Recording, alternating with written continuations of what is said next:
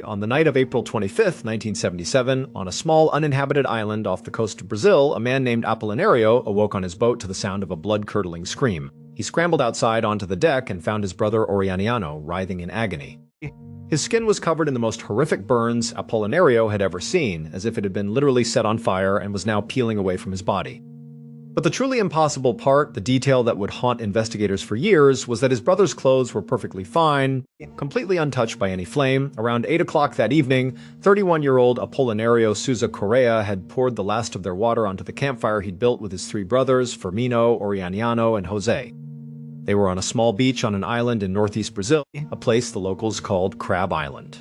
For the four brothers, this island was their workplace. They were lumberjacks, and they would take their small boat out to Crab Island all the time to harvest wood, which they would then sell to local construction companies. It was hard work, but it was a good, honest living, and every single time they made the trip, they had the island completely to themselves. There was a very good reason for this. Most of their neighbors, the other people who lived in their small coastal town, believed that Crab Island was haunted. For generations, people who had dared to visit the island told unsettling stories. They would report hearing strange, disembodied voices, whispering from deep within the forest, especially at night. Sometimes they'd see bizarre lights flashing and dancing silently above the treetops, even on the clearest of nights. But Apolinario and his brothers were practical men. They didn't put much stock in ghost stories and local legends. They had a family to feed, and the lumber on Crab Island was plentiful and profitable. The stories were just stories, something to scare children, and they weren't afraid. On this particular day, they had arrived at high tide sometime around noon. They moored their boat as close to the shore as they could and then spent the entire afternoon working under the hot sun, chopping down trees and preparing the lumber. As evening fell, the tide began to recede, pulling the water far out from the shore and leaving a vast, muddy flat between the beach and the deeper water. Their boat was now sitting high and dry on the mud, completely stranded. This didn't concern them in the slightest. It was all part of their usual routine. They hadn't planned on sailing straight back home anyway. Their plan was to cook dinner over the fire, relax for a bit, and then sleep for a few hours on their boat right where it sat on the mud flats. They knew that while they were sleeping, the tide would come back in, lifting their boat gently off the mud. They could then wake up around midnight, refreshed and ready to make the journey home, and so that's exactly what they did. After a long day of work, they ate their dinner by the warm glow of the campfire. Once they were done, Apolinario doused the fire, and the four brothers waded through the thick, cool mud over to their boat. They climbed aboard, went into the main cabin, and laid out their sleeping pads. Exhausted from the physical labor, it didn't take long for any of them to fall into a deep sleep. They had only intended to sleep until about midnight, just long enough for the tide to return. But when Apollinario's eyes flickered open, he could tell something was off. It was still dark inside the small cabin, but when he glanced out the tiny window, he saw the sky outside was already painted with the pink and orange hues of sunrise. He let out a low groan. They had all overslept. They'd completely missed high tide. Their boat had been lifted up by the water and then set right back down in the mud as the tide went out again. Now they were stuck, probably until noon when the next high tide would arrive. It was an annoying mistake, but just a nuisance. Apolinario sat up and looked over to see if his brothers were awake. He saw Firmino and Jose still fast asleep on their pads, their thin blankets pulled up over their faces to block out the morning light. But then he looked at his third brother's spot. Orianiano's sleeping pad was empty. He wasn't in the cabin. And just as Apolinario was registering this, a deafening, agonized scream ripped through the quiet morning air. It was coming from just outside the cabin, somewhere on the boat. Without a second thought, Apolinario jumped to his feet, threw open the cabin door, and ran outside. And that's when he found Orianiano. His brother was on the deck, screaming, and he was covered from head to toe in the most severe burns Apolinario could imagine. Apolinario was so horrified he just froze in place for a moment. It looked like his brother's skin had literally been boiled or set on fire. It was red and blistering, and in some places just sloughing off. But then he noticed something even stranger, something that made no sense at all. Despite the horrific state of his brother's skin, Orianiano's clothes, his shirt, and his pants looked completely normal. There wasn't a single scorch mark on them. It was as if only his skin had somehow caught fire, while everything else on him was left untouched. As his brother continued to scream in pure agony, Apollinario's mind raced, trying to understand what could have possibly happened. And in that moment of shock paralysis, he heard a new sound. It was a low moaning, and it was coming from back inside the cabin. Acting purely on instinct, he turned and ran back inside. He knew his other two brothers, Firmino and Jose, were in there, their blankets still over their heads. He raced over to Firmino, who the moaning seemed to be coming from, and he pulled back the blanket. The sight was just as horrific as what he'd seen on deck. Firmino's skin was also terribly burned, falling off his body in sheets, and just like Orianiano, his clothes were not burned at all. He was just moaning, lost in a world of pain. Terrified, Apollinario looked over at his last brother, Jose, who was still lying on his sleeping pad. He wasn't burned, but he wasn't moving. He wasn't breathing. He was dead because of the tides. Apollinario had to endure a full 6 hours of helplessness. 6 hours trapped on that island with his dead brother and his two other brothers suffering from unimaginable injuries. Finally, the tide came back in, lifting their boat from the mud. As soon as they were afloat, they took off. When they got back to the mainland, Orianiano, the brother who had been screaming outside, was badly hurt but seemed stable. He stayed behind with Jose's body while Apollinario rushed Firmino to the hospital, whose injuries seemed far more critical. When they arrived at the hospital, Firmino was barely conscious. His body was shutting down from the shock and the pain of his burns. As doctors swarmed around him, they desperately tried to ask him what had happened, how he had gotten these burns. Just before Firmino slipped into a coma, he managed to whisper a few words. He told them that sometime during the night, while they were all asleep on the boat, he had looked out the cabin window, and hovering in the air just outside was an inexplicable, blinding ball of fire. That was all he remembered. He had no idea how he actually got burned. The police opened an investigation, but they were immediately stumped. They came up with several theories, none of which held much water. Maybe the brothers had gotten into a violent fight and were now lying about it. But there were no signs of a struggle on the boat or on the men themselves, aside from the burns. Maybe they had taken some kind of drug and had hallucinated or hurt themselves. But there was no evidence of any substance use. Another theory was that lightning had struck the beach and somehow reflected off the sand or water and hit the boat. But weather reports showed a clear sky that night with no storms anywhere in the region. The reality was, the police investigation found nothing. They scoured Crab Island for any clue, any piece of evidence that could explain what happened to the Souza Correa brothers. They found no footprints other than the brothers, no remnants of any device, no scorch marks on the boat or the surrounding area. There was simply no evidence whatsoever. Ultimately, the two injured brothers, Firmino and Orianiano, would make full recoveries from their physical injuries. But their minds were scarred. Neither of them could ever remember any more meaningful details from that night. The case was eventually closed, the official cause of Jose's death undetermined, and the incident filed away as a tragic, unexplained mystery. But the strange stories from Crab Island continued. Locals kept reporting the phantom voices and the strange lights over the trees, and then, in April of 1986, 9 years after the death of Jose Souza Correa, another crew of 4 men traveled out to Crab Island to harvest timber. At some point during their trip, all 4 men recalled hearing a loud crashing sound echo from the woods, and then they all simultaneously fell unconscious. When they woke up again, it was 18 hours later. One of the men was dead, and another was inexplicably covered in severe burns. And just like the brothers 9 years earlier, the survivors had absolutely no memory of what happened. On the night of June 12, 1993, a 69-year-old man named Deke Slayton carefully climbed into his bed in his home in League City, Texas. Even this simple, everyday action took an immense amount of effort for Deke. He was very, very sick. Deke had a brain tumor. He'd been diagnosed the year before and had actually gone into remission, giving him and his family a brief, hopeful period where they thought he had beaten it. But the cancer had returned a few months later, and this time it was far more aggressive. Deke knew this thing was going to kill him, and probably sooner rather than later. His wife and daughter were taking care of him around the clock as he grew weaker and sicker with each passing day. And while he was deeply grateful for their love and care, a part of him hated it. Deke Slayton was a tough, self-reliant man, and he was used to being the one who took care of others, not the other way around. But more than the weakness, more than the dependency, the single worst part of his illness was that he hadn't been able to fly a plane in months. For Deke, flying was more than a hobby, it was who he was. He was a legend in the aviation community. As a young man, he had served in the Air Force, flying dozens of combat missions in World War II, enduring some of the most harrowing aerial combat in history. Deke loved being up in the sky, looking down at the world from his cockpit, so much so that after the war, he decided to go one step further, to space. He became an astronaut, and not just any astronaut.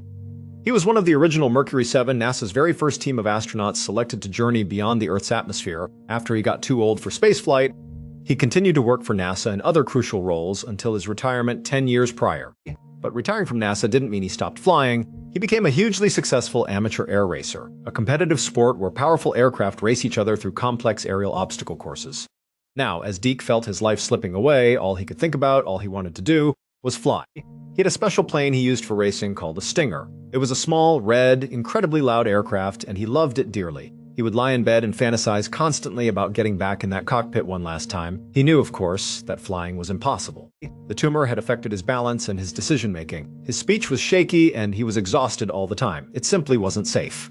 On top of his physical limitations, his beloved Stinger plane was currently in storage hundreds of miles away. But as Deke lay in bed that night, feeling physically awful, Feeling his life literally draining away, the desire for one more flight became an overpowering need. He made a decision right then and there. Tomorrow, first thing in the morning, sick or not, he was going to find a way to take his Stinger out and go for one last ride. Early the next morning, at the John Wayne Airport in Southern California, over 1,500 miles away from where Deke Slayton lay in his bed, an airport manager stepped into his office to start his shift. He worked in the airport's noise abatement department, a job that was all about making sure the planes flying in and out didn't make too much noise and upset the local residents. Usually, this early on a Sunday morning, things were quiet and uneventful. But today, as soon as the manager sat down at his desk, his phone began to ring. He answered it, and an angry local resident was on the other end wanting to make a complaint. A plane had just been flying low over her house, making a tremendous amount of noise. The manager glanced at the clock on his wall. It was just before 8 a.m. This meant the plane the resident was complaining about was in clear violation of the airport's strict Sunday curfew. To keep the peace with their neighbors, the John Wayne Airport didn't allow any planes to take off before 8 a.m. on Sundays. The resident on the phone gave a clear description of the aircraft. It was a small, red racing-style plane, a Stinger. The manager took down the details, hung up the phone, and was about to start looking into it when his phone rang again. It was another resident calling with the exact same complaint, and then another and another. The calls kept flooding in, all about this loud red plane that was seen doing wild aerial maneuvers before it finally disappeared from the area. A few of the callers had even managed to get a close enough look at the plane to read its identification number painted on the tail. They had written it down. The number was N21X. As soon as the manager had a moment between calls, he typed that number into his computer system to see who the plane was registered to. When the name came up on the screen, the manager was shocked. The plane belonged to Deke Slayton. The manager knew who Deke was. Everyone in aviation did. And it was deeply surprising to him that a consummate professional like Deke Slayton would be flying so recklessly and in direct violation of the airport curfew. It just didn't make any sense. The manager then pulled up the morning's readings from the airport's automated noise monitors, which were placed in the neighborhoods surrounding the airport. The data was undeniable. At the exact time the residents had reported seeing Deke's plane, at least 3 of the monitors showed huge spikes in noise levels. At this point, the manager knew he had no choice. With corroborated eyewitness reports and physical data from the noise monitors, he would have to send the legend himself, Deke Slayton, a formal notice of violation. He was going to have to reprimand a national hero. But based on the reports and the monitor readings, it was clear that whatever Deke had been doing, he was done. The noise levels were back to normal and the plane was gone. So while there was no huge urgency, the manager printed out the noise recordings, placed them in his to-do pile, and went about the rest of his day. 15 days later, that manager finally got around to sending the official warning letter to Deke Slayton. When Deke's wife received the letter in the mail and read its contents, she was utterly baffled. What this airport was claiming Deke did was not just unlikely, it was literally impossible. It turned out, there was no way Deke Slayton could have been flying his Stinger over the skies of California that morning. First of all, the storage location that held Deke's plane was a museum in Nevada. He had donated the Stinger to them 3 years earlier, and it hadn't moved an inch since. And to make it absolutely clear, the museum had removed the engine from the plane and then hung the entire aircraft from the rafters as a display piece. The plane wasn't just in storage, it was a non-flyable artifact. But even beyond the logistical impossibility of getting the plane out of a museum and reinstalling its engine, there was a far bigger, more absolute reason that it couldn't have been Deke flying that plane. It was truly impossible, because 5 full hours before that flight was reported over Southern California, Deke Slayton had passed away peacefully in his sleep. No one has ever been able to explain what dozens of people saw in the skies that morning. Multiple eyewitnesses and sensitive electronic equipment all confirmed that a red Stinger with Deke Slayton's tail number was there. It just doesn't make any sense. Today, that official warning letter sent by the John Wayne Airport sits on display at the Deke Slayton Memorial Space Museum, a permanent tribute to a hero's final mysterious flight. One morning in June of 1972, a hospital administrator named Harold Michaels ran down the main hallway of the Almaden Hospital in California. He was completely out of breath, his heart pounding in his chest as he sprinted as fast as his legs could carry him. As he rounded a corner, he nearly collided with a gurney being pushed by an orderly, but he didn't even slow down to apologize. He just kept running, his mind fixed on a single goal, until he burst through the doors of the hospital cafeteria. All the nurses and doctors were inside, eating breakfast and drinking coffee before the start of their morning shifts. As soon as he was through the doors, totally winded, Harold yelled out for everyone to pay attention that he had a very important announcement to make. Immediately, the chatter in the room died down. The clinking of silverware stopped. The room went silent. Every doctor, every nurse, every staff member turned to look at him, wondering what was going on. Harold, trying to catch his breath, managed to get out one sentence. The hospital needs to update its disaster plan. He paused for a moment, letting the information sink in, and as he scanned the room, he saw looks of total confusion on nearly everyone's face. Harold understood why they would react that way. On the surface, there was no clear reason for him to be barging in and making such a frantic demand. There hadn't been any recent earthquakes or major accidents or any kind of event that would prompt such urgency. It was just a normal Tuesday morning at the hospital. Yet here was their boss, acting like a catastrophe was imminent. There was an awkward moment of silence, a feeling of, is he serious, hanging in the air. Before anyone could really ask any questions, Harold cut them off. He just said, "Look, I want to make sure we are capable of handling a mass casualty event, a major emergency. We need to have a better plan in place in case something really terrible happens. We cannot be caught flat-footed." Again, there was a pause as the staff looked back at him, still trying to understand what was prompting all this. Finally, someone in the back raised their hand and simply asked, "Why?" But Harold wasn't in the mood for a discussion. He just said, "Stop. Stop everything you're doing right now. Put your breakfast away. I don't care what you think. Go and update the disaster plan. Now." 8 months later, on the morning of February 7th, 1973, Harold sat around a conference table with the other members of the hospital's newly formed disaster committee. They had been holding meetings every single month since that strange morning in the cafeteria, working tirelessly to update the hospital's emergency procedures. Just 2 days earlier, at an all-staff meeting, they had finally unveiled the brand-new, comprehensive disaster plan that Harold had so frantically demanded. Every single employee at the hospital had been briefed on the new procedures, and a full-scale drill was scheduled for the very next morning to practice what to do in a major emergency. Harold should have felt relieved, knowing that they were now officially prepared, or at least far more prepared than they had been before. But as the meeting wrapped up, all Harold could focus on was a nameless feeling of dread that had been sitting in the pit of his stomach for months. After work that day, he drove home, ate dinner with his wife, and tried to relax, but he just couldn't shake the feeling that something bad was coming. Fast forward to about 8:30 that same night. Harold was running out of his house, leaping into his car, and driving as fast as he could back to the hospital. He had just received a phone call telling him he needed to come back immediately. When he got to the hospital, the scene was one of controlled chaos. There was a line of police cars directing traffic away from the entrance, and dozens of EMTs and firefighters were rushing bleeding patients into the building on stretchers. When Harold made it inside, the emergency room was a hive of activity. Nurses were rolling gurneys down the halls, prepping extra beds in every available space and carrying large boxes of blood packs that had just arrived from the local blood bank. Harold counted at least 6 full surgical teams already scrubbed in and standing by, ready to go before the bulk of the patients had even arrived. At this point, a head nurse grabbed Harold's arm and told him that the hospital's phone lines had gone down about 30 minutes ago. But incredibly, more than 100 off-duty doctors, nurses, and other staff members had shown up on their own, without even waiting to be officially called in. They had heard the news and came running. And when they arrived, they went straight to their assigned stations and knew exactly what to do, because every single one of them had been preparing for the big disaster drill that was supposed to happen the next morning. As Harold stood there, taking in the scene, he watched as EMTs wheeled in a man with third-degree burns all over his body. Instantly, a team of doctors swooped in and guided him into a trauma room. The rest of the doctors waited in an orderly line, ready to take the next patient and the next as soon as they came through the doors. Harold couldn't help but feel both deeply vindicated and incredibly spooked, because this was all happening exactly as he somehow knew it would. It would turn out that on that morning, 8 months earlier, when Harold had bolted into the cafeteria, he had just woken up from an incredibly lucid, vivid dream. It was perhaps the most vivid dream he had ever had in his entire life. In the dream, a huge plane had crashed into the middle of the city, leaving hundreds of people dead and horribly injured. And in his dream, it was his hospital, Almaden Hospital, that was tasked with saving them, and they were failing because they weren't prepared. The dream had felt so real, so much like a premonition, that it had sent him into a panic.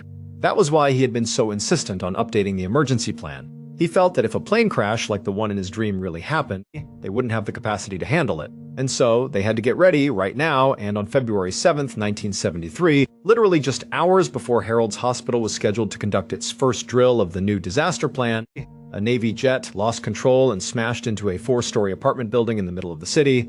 But because of Harold's dream, which had prompted him to force his hospital to prepare for the unthinkable, his entire staff was ready when the unthinkable happened. Initial estimates from first responders at the crash scene predicted that at least 50 people would die from their injuries. But thanks to Harold's staff and their new, well-rehearsed disaster plan, only 11 people actually did. Thank you so much for watching. Let me know what you thought of today's episode in the comments. And remember, we have a whole playlist of true crime episodes ready for you to binge right now. Until next time, see ya.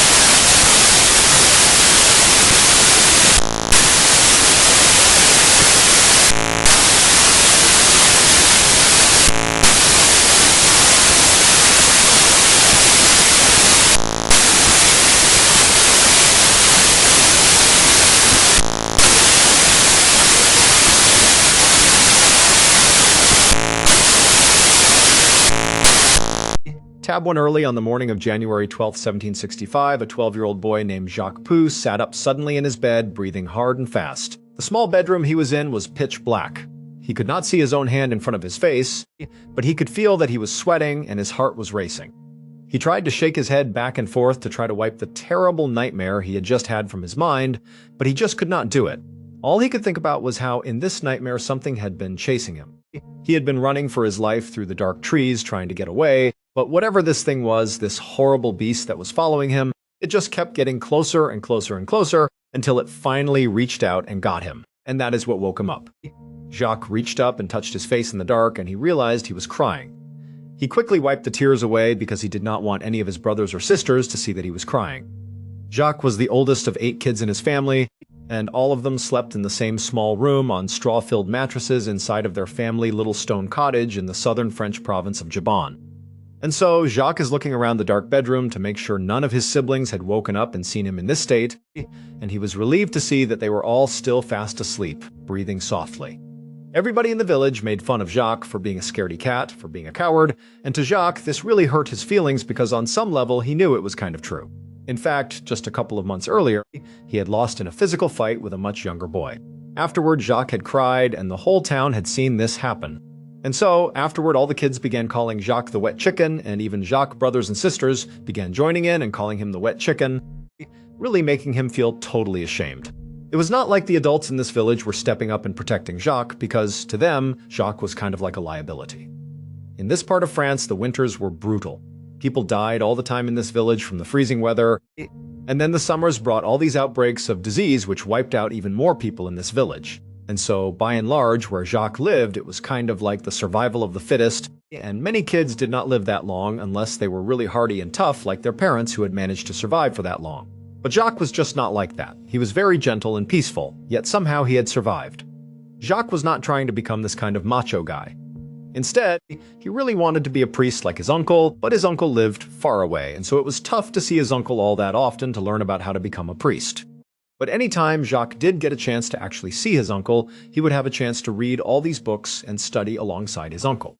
And so, for a little while, it was like Jacques was transported away from the hardships of his village to the life that in many ways he wished he had, a quiet, peaceful, very studious life. But deep down, Jacques felt like there was no chance he would ever actually escape this little village where he effectively was an outcast.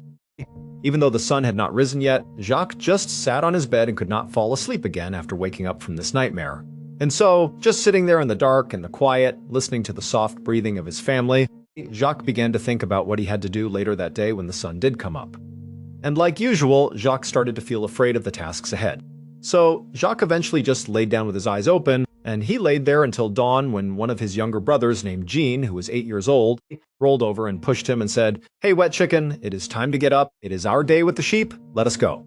Jacques scowled at his younger brother and shoved him back, but not that hard, because Jacques never really shoved anybody that hard, no matter what they did to him. Then, both boys hopped out of their bed and stood on the cold wooden floor. They quickly wolfed down some simple bread and cheese for breakfast, and then they headed out the door into the freezing morning air. As soon as they were outside, Jacques noticed that the village was much quieter than it normally was at this hour. But then again, these days, villagers did not leave their homes unless they absolutely had to. It was like a ghost town. And so, Jacques and Jean made their way away from their cottage, walking down the icy dirt road to the pen where their family kept all of their sheep. The boys opened up the gate and then used their staffs to kind of corral the sheep out of the gate, back onto the road. As the sheep kind of bleated and bumped into each other, the boys worked hard to kind of organize them on the road. And then, once the sheep understood which direction they were going, towards the forest, a very familiar walk for the sheep, they kind of fell into line and just began walking very casually, like they knew exactly where to go. Once the sheep had fallen into this kind of routine rhythm, Jacques and Jean fell in behind them and just walked quietly after them. As the boys walked, they both constantly kept looking left and right, ahead of the sheep and behind them, constantly scanning the woods for danger because they knew something was out here. For months now, children all across this province in France, Gabon, had been going missing. They would go off into fields or pastures, like when they were moving their family livestock around, and the kids would just vanish. Then sometimes, if they were found again, they would be found totally mutilated, far from where they should have been. The attacks on these kids across Gabon had begun a year earlier, on June 30th, 1764. On that day, a 14-year-old girl, who actually was the older sister of one of Jacques' friends, had disappeared and then been found again later that day, partially eaten in a field near her home after she had not come home with the family cattle. Now, of course, this was very tragic, but to this point, there had not been any other attacks, so there was no pattern here. The assumption was she must have been attacked by a wolf, which did happen, and often to children because kids at this time in France were often in charge of tending to their family grazing animals the way Jacques and Jean were going out with their sheep. These kids were small, they could not really defend themselves, and if a wolf set onto them, there was very little they could do. But 5 weeks after this 14-year-old girl was found dead and mutilated in the field, 2 more teenagers were also found mutilated and dead in a field, and really, this was only the beginning. As summer turned to fall that year, more and more kids went missing and then turned up dead in fields, partially mutilated. The more these attacks happened across southern France, the more people thought to themselves, this cannot be a wolf. Number 1, wolves do not go on extended human killing sprees. That is just not a thing. And number 2, if it was a wolf, they would be eating more of their victims. They would not just rip their body to shreds and then leave them, they would eat the meat. And so, by this early January day in 1765, as Jacques and Jean were setting out for the day with their family sheep, the death toll from whatever was killing these kids was now well into the dozens. People in France had begun calling whatever was killing these children the Beast of Gibon, and stories about this creature began popping up in newspapers all over France. People all across southern France began forming these huge hunting parties to go out into the forests and the wilds of Gibon to find this creature and kill it, but they would always come back empty-handed. Every now and again, a hunter would be out and they would see a huge wolf, and they would kill it and declare that they had found and killed the Beast of Gibon. But the attacks on these kids all across this province just continued, so obviously that wolf was not it. As these attacks continued, all the fairs and festivals that normally would pop up all year long all across southern France, those all stopped because people were afraid to go out in fear of this creature. And then, of course, in villages like Jacques Village, people really just stopped going out unless they had to, again because of the Beast of Gibon. But Jacques and Jean family relied on their livestock and they needed their sheep to go out and graze. So, on this day in January, Jacques and Jean had to go out because their sheep had to graze, as their family relied on the sheep. Livestock was their livelihood, and so this was a mandatory thing. As Jacques and Jean continued walking behind their herd of sheep down this dirt road towards the forest, the 2 boys eventually came to a stop and just turned around and looked back at their village. They saw walking on the road towards them were 5 more kids, along with 2 additional herds of sheep that these 5 kids were in charge of.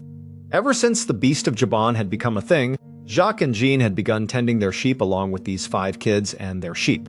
They figured the bigger their group was, the safer they were from this creature. As the 5 kids got closer to Jacques and Jean, Jacques realized that one of the kids that was with them this day was a tall, thin redhead. It was the same younger boy who had recently beaten Jacques up in front of the village, and he had cried and everyone had made fun of him. So, Jacques sees this kid coming, and immediately, he can feel his face burning with embarrassment. The boy sees Jacques and he immediately smirks and begins flapping his arms like chicken wings. But once these 5 kids and their sheep joined Jacques and Jean and their sheep, they all kind of just went quiet because none of them wanted to be out there. They were all scared of the Beast of Gibon, and the only reason they were together was to be safe from this creature that was killing kids left and right. In relative silence, all of the kids and their sheep just slowly walked together down this dirt path, and eventually they made it into the big forest where, just beyond the forest, was the pasture where the sheep would graze. As the group actually entered into the trees and it became dark and more quiet and kind of eerie, Jean actually tugged on Jacques' shoulder and said, "Will you please tell a story?" Jean was scared too, all the kids were scared, and they figured that if Jacques just told a story, it would take their mind off of how tense this moment was.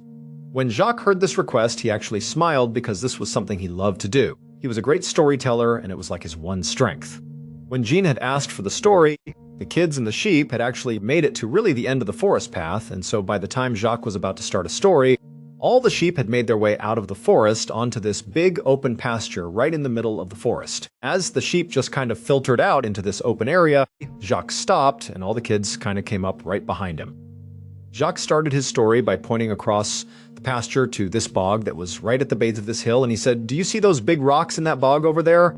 Well, do you see the biggest rock? Well, that is not really a rock. It is actually a doorway, and if you move the rock, underneath it there is a portal to another world." And so, as Jacques began telling this very creative story about this kingdom that existed underneath the bog, he sat down against a rock kind of facing out towards the sheep, and all the other kids kind of filed in around him, taking seats with Jean, his brother, sitting right behind him to his right. Jacques was really into the story, to the point where he kind of forgot about what was happening with the sheep, and he was not scanning around for danger. Neither were any of the kids, including the redhead who had beaten Jacques up. He wanted to act like he was not into his story, but in reality he totally was, and he was just as interested in what was going on with the magical kingdom below this rock. Finally, when Jacques got to the end of his story, where this evil giant that had been tormenting the kingdom under the bog had been tricked by an orphan to try to go through this magical portal into their world, and the giant had gotten stuck in the doorway because he was so big, and he never tormented the kingdom again, and they lived happily ever after. When Jacques got to that point in the story and all the kids are totally locked in and not paying attention to anything else, two things happened in rapid succession. The first was, even though Jacques is telling the story and focusing on that, in the back of his mind he registers hearing the sound of twigs breaking somewhere right behind him, almost like the sound of someone or something moving along the forest floor. And the second thing that happened was the red-headed kid who had beaten up Jacques, without saying a word, just stood up and began sprinting towards the pasture. For a moment, Jacques thought this kid, who was kind of like a bully, was doing this on purpose to be rude to Jacques, to kind of run away at the climax of the story like he did not care about it. But then, Jacques realized that he smelled something terrible behind him. When Jacques turned around to see what was making the smell, he saw that his brother Jean, who had been sitting right behind him to his right, was now gone. Where he had been sitting was just his staff laying on the ground. For a second, Jacques just could not process what his eyes were seeing. He did not understand how his brother could have gotten away from him without him noticing. But before Jacques could do anything, all the kids around him that were still there began screaming and pointing up towards this hill that was right behind them. And so Jacques turned around, and to his horror, he saw there was this huge 12-foot tall creature that was covered in fur. It looked like an oversized wolf, but it was standing on two legs, and its bones seemed like they were too big for its own skin, and it made it seem very angular and jagged. As it kind of loped grotesquely up the hillside, Jacques realized it was carrying in its front arm Jean, who was screaming and kicking but could not get away from this creature. Jacques understood that this was the beast of Jabon, and it was going to go kill his brother. Immediately, Jacques is thinking, you gotta run away, get to safety, get out of here, and all the kids around him, that is what they did. They took off running towards the pasture. They did not care about Jean, they only cared about themselves. And so, Jacques, he knows he needs to get away to save himself, but his legs just will not move. He is rooted to the spot because something inside of him told him he has to save his brother. It does not matter if everyone thinks he is a coward, that is his brother, he needs to do something. And so Jacques, he turns to the kids who were running away from him, and he screams at them to stop, come back. The kids were so surprised to hear this strong, authoritative voice coming out of the wet chicken that they did stop and turned around to see what he wanted. He said, "Get over here, I have a plan." The kids, with the exception of the redhead who had run off by himself, they came back to Jacques, and Jacques began telling them his plan to save Jean. The kids again were so taken with how Jacques was really owning this moment and being a leader that they all said, okay, let us do this. And so, after this very quick planning meeting, all the kids turned and began running up the hillside towards the beast of Jabon with Jacques in the front with a staff out. The kids gained on the beast really quickly, and the creature clearly noticed and kept turning around and kept looking at these kids getting closer and closer. But the beast did not seem interested in any of them, it just wanted Jean.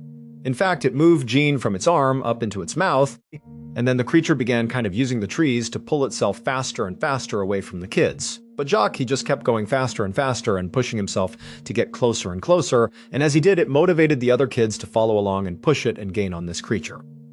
Finally, they got close enough to this beast that Jacques yelled out to the kids, "Now!" and they all fanned out around it and began smashing this beast with their staffs they used to shepherd their livestock. Now, none of their blows to this creature were doing any real damage, and the creature did not really seem fazed that the kids were now attacking it, but they were kind of able with their strikes to this creature to direct it and get it to kind of turn in the direction that Jacques had told them to make the creature go. And so, the kids continued to beat and poke and corral this creature, and every time they would hit it, the beast would kind of flail out with one of its arms, but it never really did anything because, again, it is really focused obviously on taking Jean. But eventually, Jacques' plan worked. He had corralled the creature to the top of the hillside right over where that bog was, where those rocks in the middle were part of the story that Jacques had told about how there was this portal to another world. Once this creature was positioned where Jacques wanted it, he again yelled to the kids to do the next phase of their plan, and all the kids kind of fanned out to the top of the hill, and with their staffs, they beat and poked this creature down the hill into the bog. As they did this, Jacques kept looking to see if Jean was alive, because earlier, he had been screaming and kicking, but now there was blood all over his brother, and he was limp in the creature mouth, and he was not making any sound. But Jacques did not care, he wanted to get his brother back, dead or alive. And so, finally, Jacques stepped forward from the group and he wound up and he smashed the beast as hard as he could, hard enough that the beast actually kind of stumbled forward into the actual marshy bog. What Jacques knew about this bog and why he had come up with that particular story about there being a gateway to another world is, weeks earlier, he had actually accidentally stepped into this bog and saw it was really deep, and he had been lucky enough that he had grabbed a rock and kind of pulled himself out, because if he had not, the bog kind of functioned like quicksand. You could get stuck in the bog and never get out again.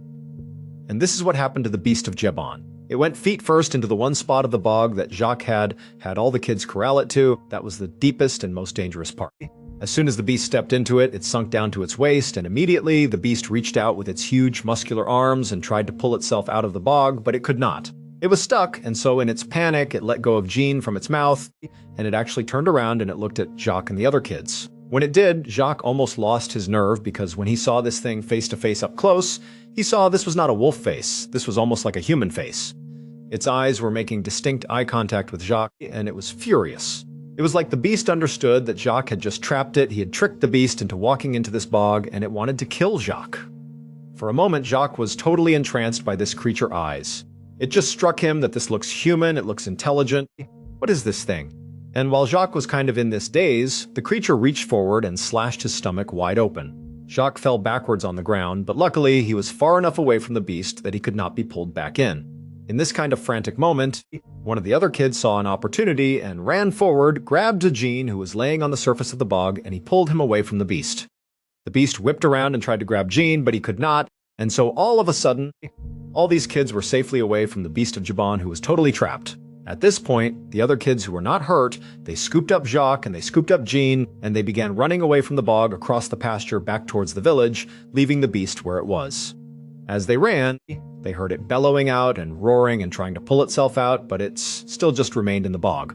Finally, as they got back to that dirt path that led back to the village, they saw there was a group of armed villagers running towards them because it would turn out the redhead who had run off, he had told the village and they were coming out to help the kids. And so, as the armed villagers met with the kids, they told them where the beast was, stuck in that bog, and the villagers took off to go kill the beast. Then the kids, along with Jacques and Jean, they went into the village. They were put into a home and put on beds, by which point the village doctor had come over and began treating both of them. Jean was alive, but just barely. He had lost a lot of blood and the beast had grabbed onto his scalp and really crushed his skull, but he would ultimately survive. As for Jacques, it was a very painful wound that he had sustained on his stomach, but none of his internal organs had been damaged, and so he would also survive as well. As for the armed villagers, even though they very quickly got out to that bog where the beast was when they got there, the beast was gone. It had escaped. The beast of Jabon would continue to kill people for another 2 years, until June 19, 1767, when a hunter happened to encounter it in the middle of a forest and he shot and killed it. By that point, over 100 people had been murdered by this creature. The hunter would drag the carcass of the beast back into his village and a doctor would perform an autopsy, but the doctor was unable to identify what kind of animal it was. It did kind of look like a wolf, a really huge wolf, but its body was just so misshapen and its bones were too big, and it clearly walked on 2 legs, not on all 4s. And so there was never any definitive information about what this even was and how this even happened. But when they opened up its stomach, they did find human body parts. Jacques was one of the only people to have ever survived an encounter with the beast of Jabon, and so he was celebrated all across France. He quickly went from being the wet chicken to the little hero, and his story would reach as far away as Boston, Massachusetts. In fact, Jacques' story was so well publicized that it eventually reached King Louis XV, and he was so moved by it that he invited Jacques to come meet him. After meeting Jacques, he loved him and offered to pay for his entire education. And so, Jacques would get to finally leave this little village where he never quite fit in, and he would move to northern France and enroll in a prestigious school there, and he would spend his days reading and writing, just like he had always hoped. To this day, historians and scientists still debate what the beast of Jabon actually was. Some people believe it was a regular pack of wolves, while others argue that it was an exotic animal like a hyena or a lion that had escaped from a private menagerie. There are even those who believe it was a hybrid bred specifically to kill humans. The truth is that we will probably never know for sure what kind of monster terrorized the French countryside during those dark years. But what we do know is that a young 12-year-old boy, who was once mocked by his entire community as a coward and called the wet chicken, managed to overcome his deepest fears when it mattered most.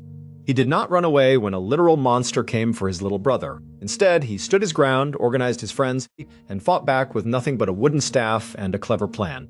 In a time and place where only the strongest survived, Jacques proved that true strength does not come from winning physical fights or being tough. It comes from the love and loyalty you have for your family and the willingness to risk everything to protect them. Jacques and Jean would carry the physical and emotional scars of that day for the rest of their lives, but they would also carry the bond of two brothers who survived the unthinkable together. The story of the wet chicken who became a hero remains one of the most incredible tales of courage in French history, a reminder that even the most gentle souls can find extraordinary strength when they are pushed to the absolute edge. Thank you so much for watching. Let me know what you thought of today's episode in the comments. And remember, we have a whole playlist of true crime episodes ready for you to binge right now. Until next time, see ya. Short in 1765, a French village was haunted by a monster no one could identify. Its latest victims were two young shepherd brothers, Jacques and Jean, sent into the forest with their sheep despite dozens of children already disappearing. Then came the strange detail. Jean vanished silently, leaving only his staff behind. Everyone blamed the beast of Jebun, a wolf-like creature said to walk on two legs. But the twist was shocking. Jacques, mocked as a coward, didn't run. He trapped the beast in a deadly bog and saved his brother. The monster escaped, killing for 2 more years, and its true identity remains unsolved. Watch the full story on the channel.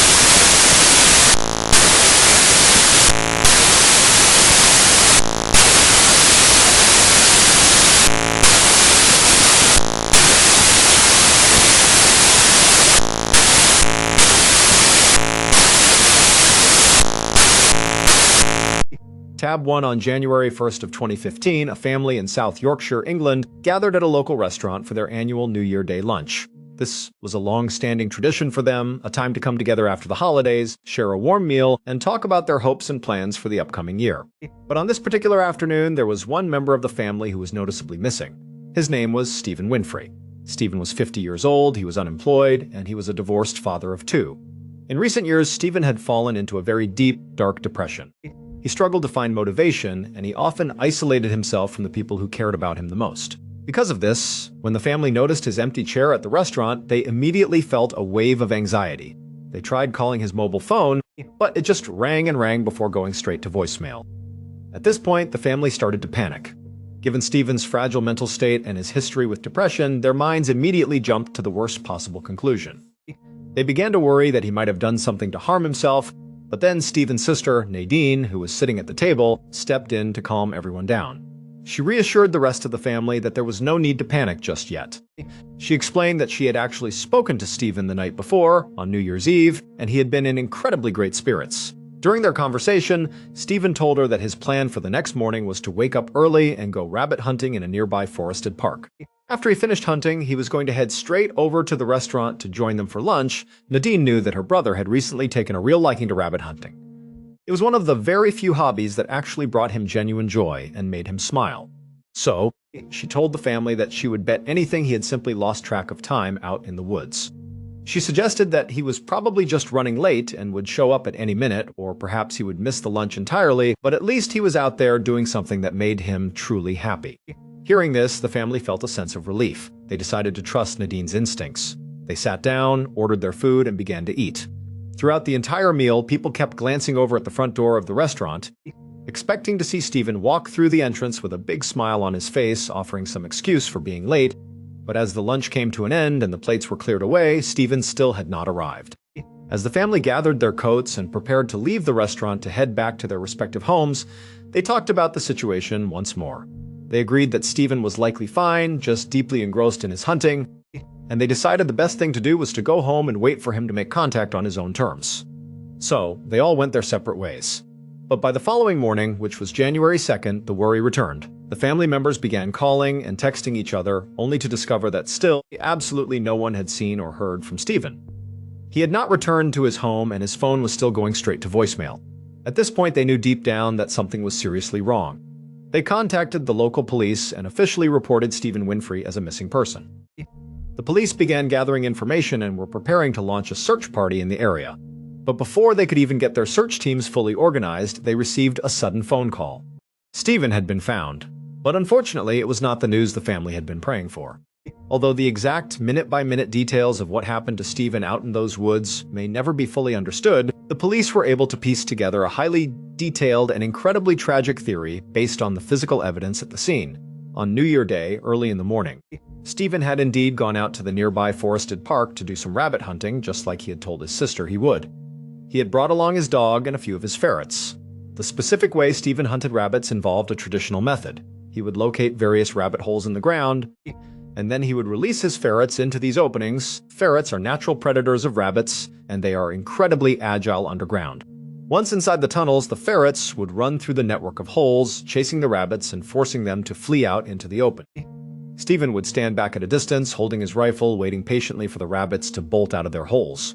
The moment a rabbit emerged, Stephen would raise his rifle and shoot, and then his dog would run over, retrieve the rabbit, and bring it back to him.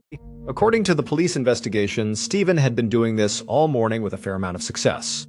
But at some point during the hunt, something went wrong. The police believe that either one of Stephen's ferrets got stuck deep inside a rabbit hole, or perhaps a rabbit had become wedged in the opening, blocking the path.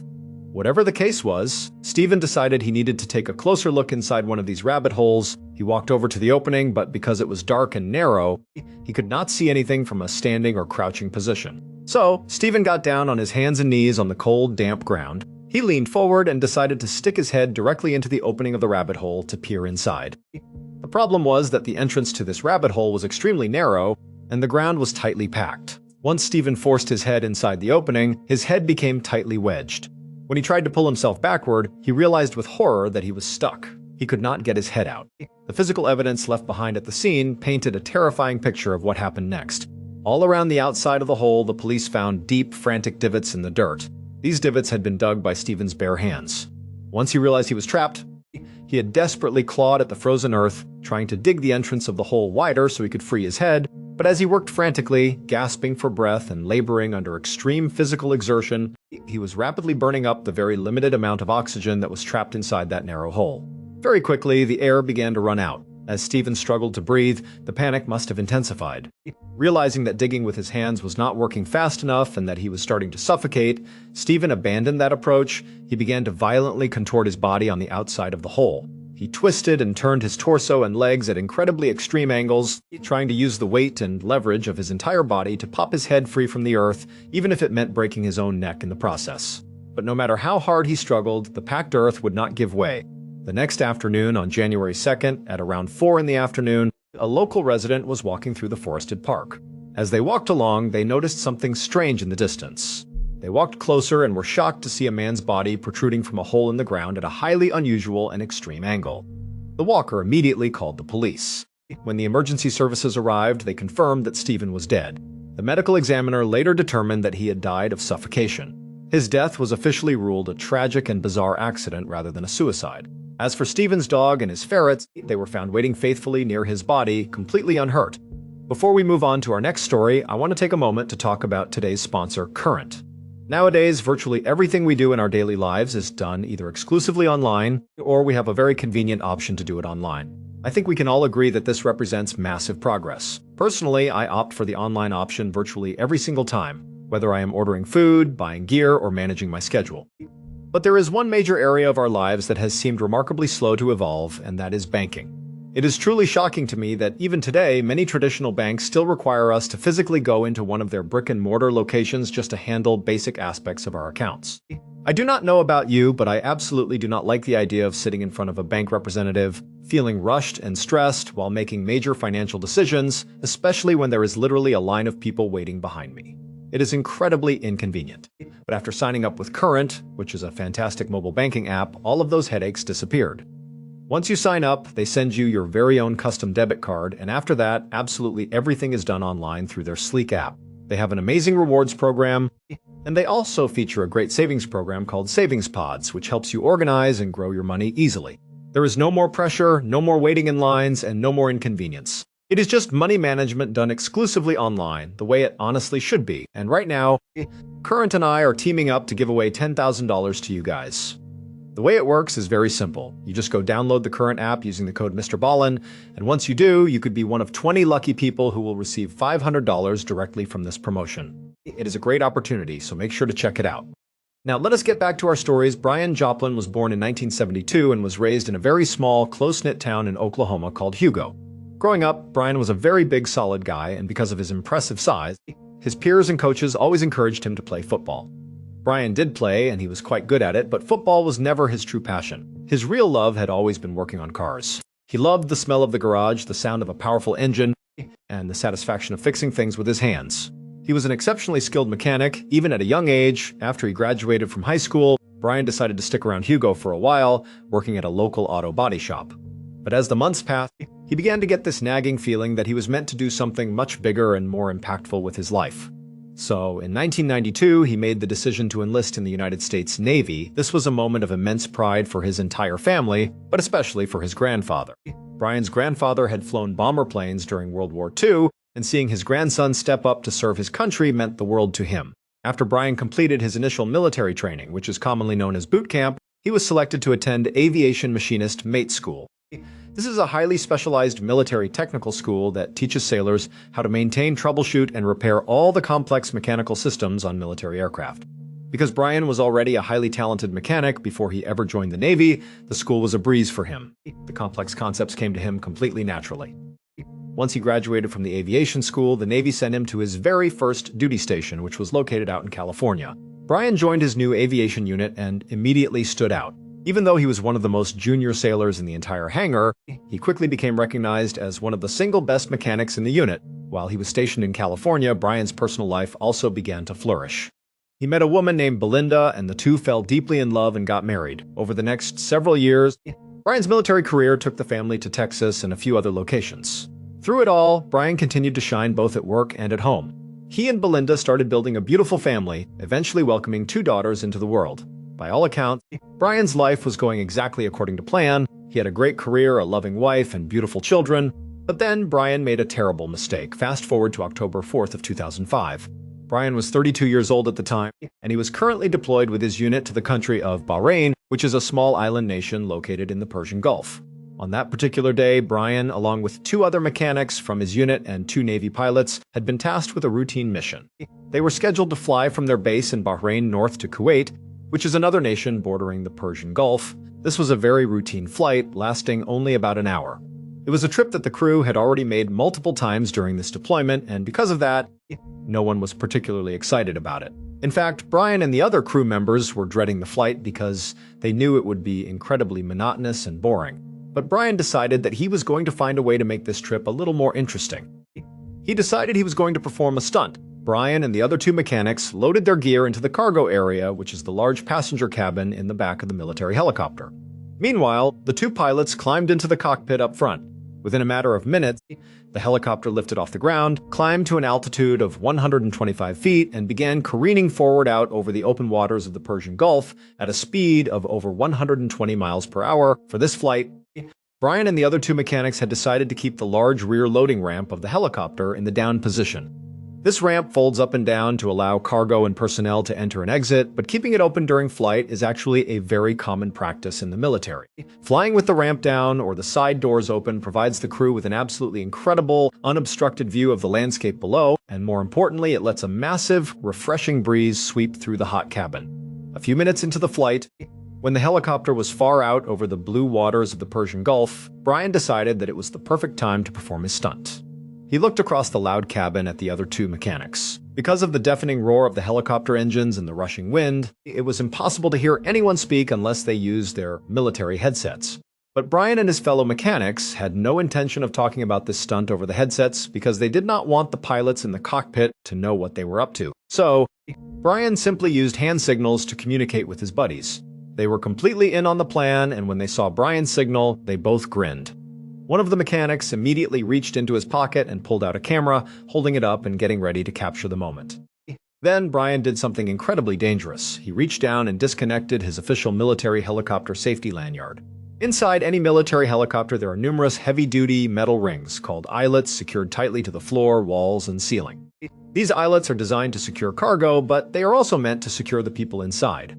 Sailors wear a specialized heavy-duty safety belt that has a thick strap coming off the front of it. At the end of this strap is a locking carabiner, which they clip onto one of the metal eyelets on the floor. This lanyard is designed to keep you from falling out of the aircraft in the event of sudden turbulence, a sharp turn, or a sudden loss of altitude. But instead of using this approved safety gear, Brian reached for a piece of gear that had been custom-made for this stunt. It was a length of simple nylon rope that had been rigged to look like a crude safety harness. On one end of this 10-foot rope, there was a metal carabiner, and on the other end, there was a loop tied with a slip knot. Brian, or perhaps one of his buddies, had constructed this rope harness specifically for this stunt. Brian took the loop end of the rope, put it over his head, pulled it down to his waist, and then cinched the slip knot tight around his midsection. Then he carefully stood up in the shaking helicopter and walked toward the open rear ramp. He bent down and clipped the carabiner end of the 10-foot nylon rope into one of the metal eyelets on the cabin floor, right where the floor transitions into the downward-sloping ramp. With the crude safety line secured to the helicopter, Brian turned back, looked at the other 2 mechanics, and gave them one final thumbs up. Then he got down on his hands and knees and began slowly crawling backward down the open ramp. When he reached the very edge of the ramp, where the metal met the open air and the rushing wind, Brian reached out with his left hand and grabbed one of the metal rings built into the ramp itself, securing a tight grip. Then, with his right hand, he reached over and gripped the metal framing on the side of the ramp. Once he felt confident in his hold, Brian slowly lowered his legs and his lower torso off the edge of the ramp into the empty air. The moment his legs cleared the metal ramp, the powerful 120-mile-per-hour wind rushing beneath the helicopter immediately swept his legs upward, holding them completely horizontal in the air, making him look as if he were flying. Brian kept his arms tucked tight near his chest, holding on for dear life, but once he felt his body stabilize in the wind, he slowly extended his arms forward. He was now officially doing what the crew called the Superman stunt. The moment Brian was in this horizontal flying position, the mechanic with the camera leaned forward and began snapping photos of him hanging off the back of the aircraft. Brian knew he was getting his picture taken, and he braced himself against the incredible force of the wind, holding on as tight as he possibly could. After a few moments, the photos were done, and the mechanic gave Brian a thumbs-up signal to let him know he could come back inside. Brian began trying to pull his body back up onto the metal ramp. But as he tried to pull himself against the relentless force of the wind, his hands slipped the instant he lost his grip. The 120-mile-per-hour wind violently whipped his body backward, away from the helicopter. The only thing that prevented him from instantly plummeting to the water below was the crude nylon rope tied around his waist. Brian desperately tried to reach out and grab the ramp again, but the wind had pushed him too far away, and he was now dangling helplessly behind the helicopter. As the wind pulled his body backward with immense force, the nylon rope around his waist began to slide upward. It slid up his torso until it stopped directly under his armpits, wrapping tightly around his chest. At this point, Brian knew that if he raised his arms, the rope would slide right over his shoulders and off his body, and he would fall to his death. So he kept his arms pinned tightly to his sides, trying to keep the rope in place. But because the rope had been tied with a slip knot, the massive drag of the wind pulling his body away from the helicopter caused the knot to tighten. The rope squeezed his chest tighter and tighter, compressing his lungs and making it completely impossible for him to draw a breath. Within seconds, the lack of oxygen caused Brian to lose consciousness. The moment Brian passed out, his entire body went completely limp. His arms, which had been pinned to his sides to hold the rope in place, fell away and went loose. With nothing holding the rope down, the powerful wind whipped his limp arms over his head, and the nylon loop instantly slid up over his shoulders, off his head, and completely off his body. Brian Joplin fell 125 feet through the air, crashing into the Persian Gulf below, where he died. Following a thorough military investigation into the tragedy, at least 8 service members were disciplined and punished for their involvement in the incident, including the 2 mechanics who had watched and photographed the stunt.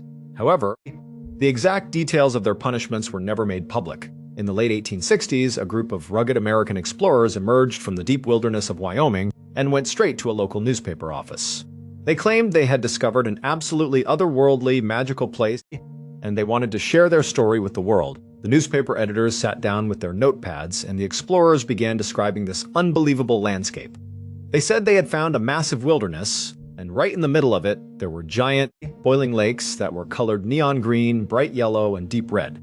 They claimed that some of these lakes would violently shoot columns of boiling water high into the sky, and they described breathtaking waterfalls, majestic snow-capped mountains, and massive herds of bison, elk, wolves, and bears roaming completely free. The newspaper editors listened to this incredible description, took down all the notes, and then politely told the explorers that they were sorry, but their newspaper did not publish science fiction. But as we know today, those explorers were not lying. They were describing an area that would eventually become Yellowstone National Park. Yellowstone is a massive expanse of protected wilderness that sits directly on top of an active supervolcano. Those boiling neon-colored lakes are very real, and they are known as geothermal hot springs. They are the direct result of groundwater flowing deep beneath the earth and making contact with massive underground magma chambers, heating the water to extreme temperatures. Today, Yellowstone is one of the most popular tourist destinations in the world, drawing millions of visitors every single year. Because of this massive influx of tourists, the park has to employ hundreds of workers year-round to keep everything running smoothly. Many of these seasonal employees are young college students who travel from all over the country to work there for the summer. To make things easier for these young workers, the park offers them very low-cost or even free housing inside the park. These are essentially dormitory-style buildings spaced out across the park, allowing the employees to live right on site near their workstations. In the summer of 2000, a 20-year-old college student named Sarah Helfers was working as a seasonal employee at Yellowstone, and she was staying in one of these employee dormitories. One afternoon, Sarah was relaxing in her room on her day off when she heard a knock on her door. She opened it to find a group of her fellow summer employees standing in the hallway. They told her that they were planning to go swimming in a nearby river, and they asked if she wanted to come along. Sarah did not have any other plans, so she happily agreed. She put on her bathing suit, grabbed a towel, packed some snacks, and joined the group. They piled into a couple of cars and drove over to a dirt parking lot that sat right on the edge of a dense, expansive forest. They parked their cars, got out, and located a trailhead that led directly into the thick trees. The group walked along this forest trail for a while until the path finally cleared, bringing them out onto the banks of a beautiful river known as the Firehole River. The river got its unique name because during certain times the surface of the water would steam, giving the distinct impression that the river was actually on fire. The reason for this steam was that some of the water feeding into the Firehole River passed near the underground magma chambers, warming the river up. Unlike the boiling hot springs, however, this river was only mildly warm, making it completely safe and incredibly comfortable for swimming. Sarah and her friends walked down to the edge of the water and jumped in. They had an absolutely fantastic afternoon, swimming around, splashing each other, and playing games.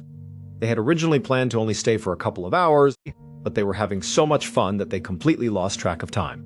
Before they knew it, the sun had fully set, and darkness had completely blanketed the area. They finally climbed out of the river and began drying off with their towels, but they quickly realized they had a serious problem. Because they had not planned on staying past sunset, absolutely no one had brought a flashlight. To get back to their cars in the dirt lot, they would have to walk back through the dense forest trail.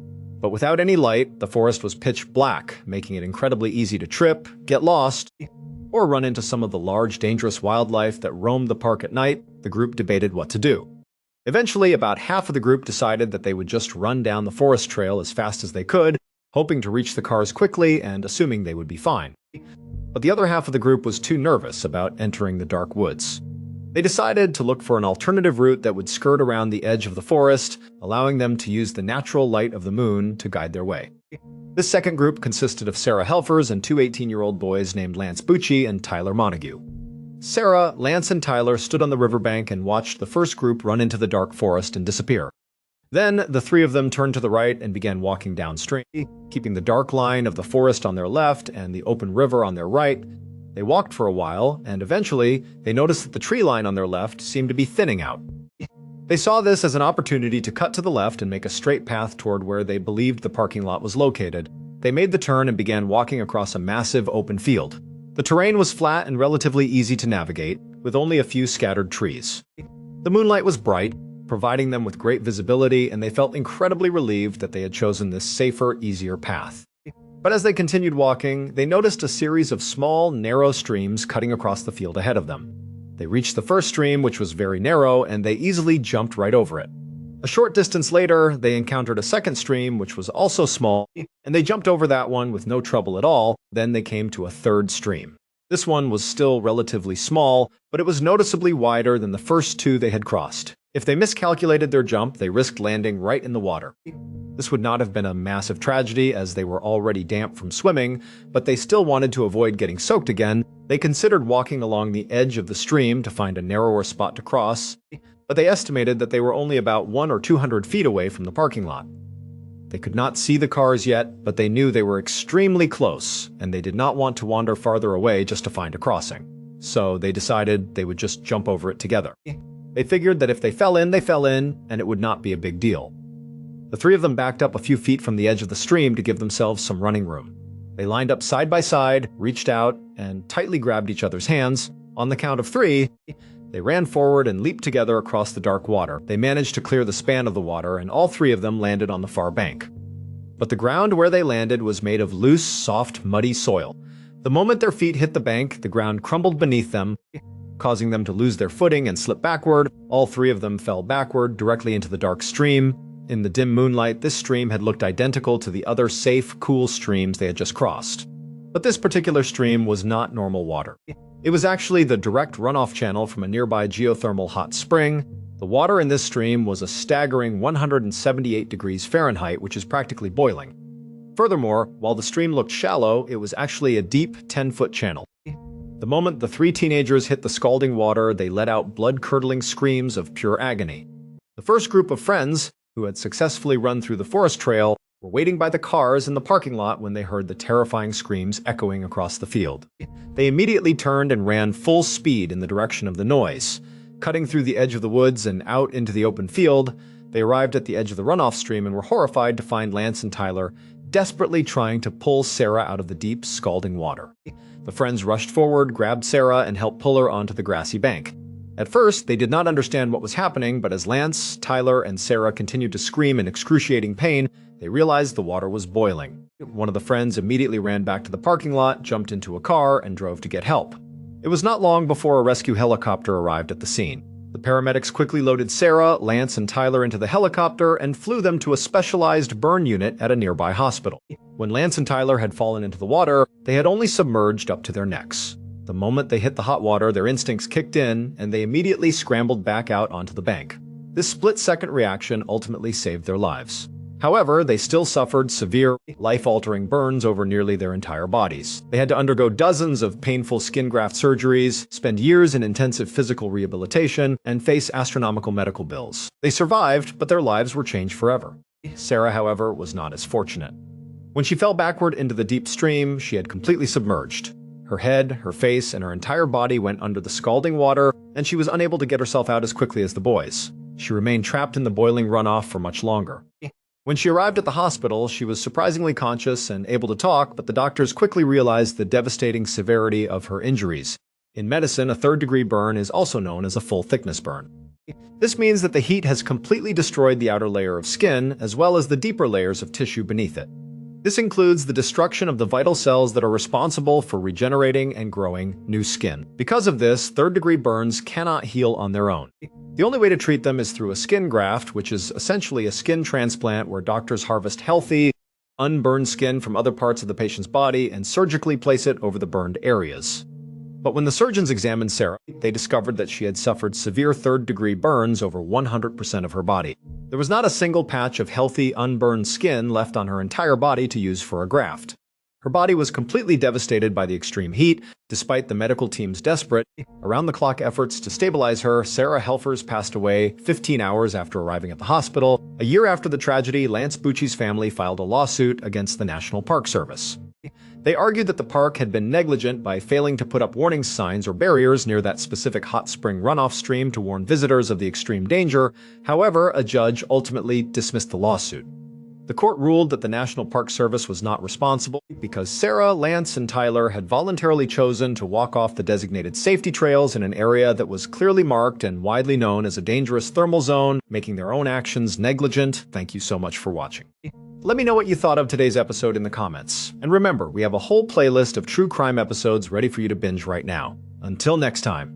See ya. Soar on New Year's Day, Stephen Winfrey vanished before a family lunch in South Yorkshire. His relatives feared the worst, but his sister said he was only rabbit hunting in the woods, a hobby that had finally made him happy again. The next day, a walker found something horrifying, Stephen's body sticking out of a narrow rabbit hole. At first, no suspect made sense. Then investigators saw the claw marks in the frozen dirt. The twist? Stephen had trapped his own head while trying to look inside the hole, suffocating as his dog and ferrets waited nearby. A bizarre accident, but the full story is even darker. Visit the channel to watch more mysterious cases.